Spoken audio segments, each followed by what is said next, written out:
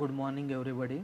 From today onwards, I am going to start a new series that is Python MySQL database connectivity for beginners.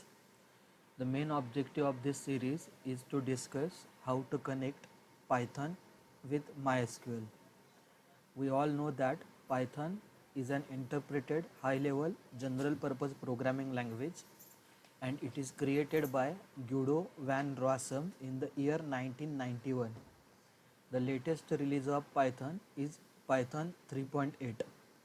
We also know that MySQL is a freely available open source relational database management system, and if we want to perform some operations in the MySQL, then we have to use structured query language for that.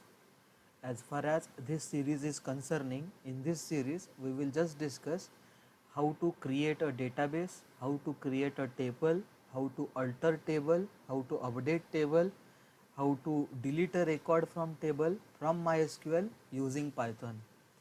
I hope that you all will enjoy this series. That's all for this video. Stay tuned for further updates.